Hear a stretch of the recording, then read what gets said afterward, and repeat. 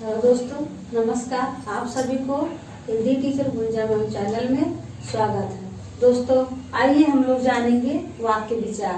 वाक्य विचार क्या है दोस्तों, आप लोग वीडियो के अंत तक बने रहिएगा। ठीक, वाक्य विचार क्या है? वाक्य विचार जिस शब्द या शब्द समूह से पूरी बात समझ में आ जाए उसे हम वाक्य कहते हैं। जिस शब्द या शब्द समूह से पूरी बात समझ में आ जाए उसे क्या कहते हैं? वाक्य कहते हैं। यानी शब्द समूह, किसकी बात हो रही है? शब्द समूह।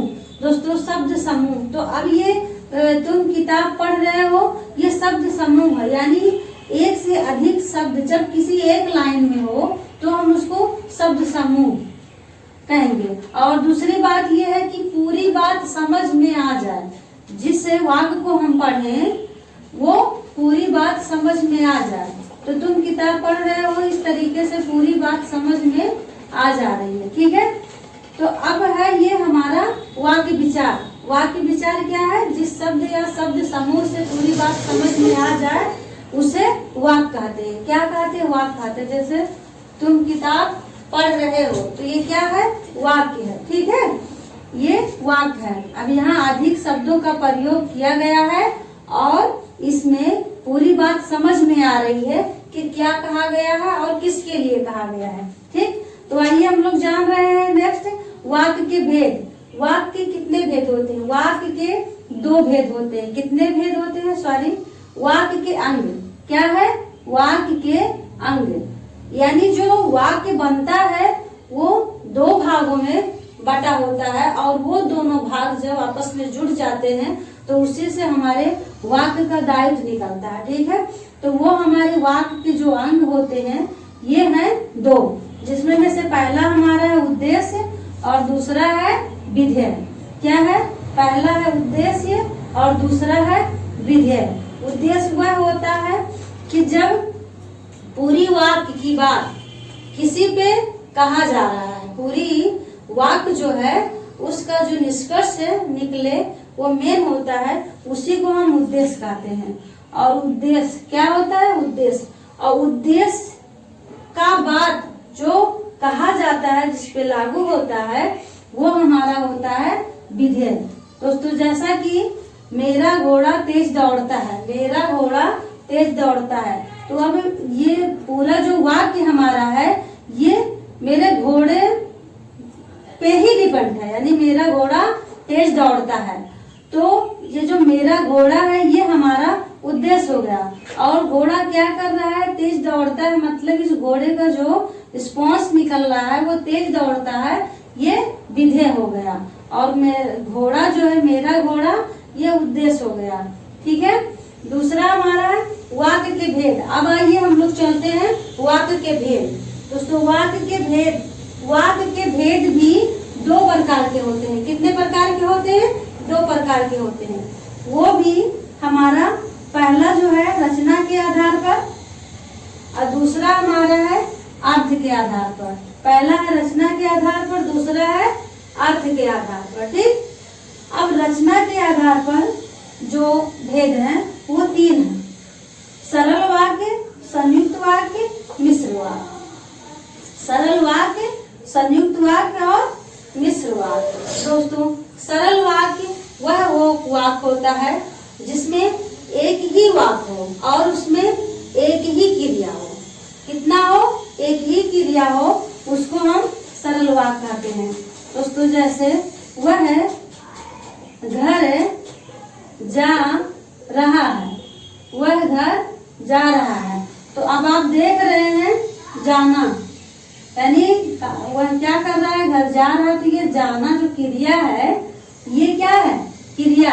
तो इसमें आप देख रहे हैं कि इस वाक्य के बीच में टोटल मिला करके कितने क्रिया है? एक है। तो यह एक क्रिया जो हमारा हुआ और टोटल एक ही वाक्य है। ऐसे वाक्य को हम सरल वाक्य कहते हैं। क्या कहते हैं? सरल वाक्य कहते हैं। दूसरा हमारा है संयुक्त वाक्य। दोस्तों संयुक्त वाक्य वह वाक्य होता है जिसमें एक से अधिक वाक्य हों और एक से अधिक क्रिया, यानी एक से अधिक क्रिया का निष्कर्ष निकले उसको हम संयुक्त वाक्य कहते हैं। दोस्तों जैसे मैं बाजार जा रही, मैं बाजार जा रही हूँ और मैं बाजार जा रही हूँ और वर्षा होने लगी, और वर्षा होने लगी, और वर्षा होने लगी। देख रहे हैं आप, इसमें भी जाना एक वर्ब हो गया और दूसरा वर्षा होना ये भी। तो आपको दो क्रिया दिखाई दे रहा है, जिस वाक्य में दो क्रिया और दो वाक्य, दो क्रिया और दो वाक्य हों और दोनों वाक्य के बीच में आपको योजक चिन्ह, दोस्तों योजक चिन्ह पाया जाता है। योजक चिन्ह हमारा वह होता है कि और, परंतु, किंतु, उसे, उन्होंने, अन्यथा, लेकिन, अथवा, ये सारे हमारे योजक चिन्ह के रूप में आते हैं। तो जब दोनों वाक्य के बीच में योजक चिन्ह पाया जाता हो और दो क्रियाएं निकलती हो और दो वाक्य हो, तो ऐसे वाक्य को हम संयुक्त वाक्य कहते हैं। कौन से वाक्य कहते हैं? संयुक्त वाक्य कहते हैं। दोस्तों आइए जानना है, तीसरा है मिश्र वाक्य। क्या है? मिश्र वाक्य। मिश्र वाक्य वह वाक्य होता है कि जिसमें भी दो क्रियाएं होती हैं और दो वाक्य होते हैं, लेकिन उसमें जो चिन्ह होता है वो अलग होता है और उस वाक्य के बीच में जो अगला दूसरा हमारा वाक्य होता है वह एक वाक्य पर आश्रित होता है। जैसे रामू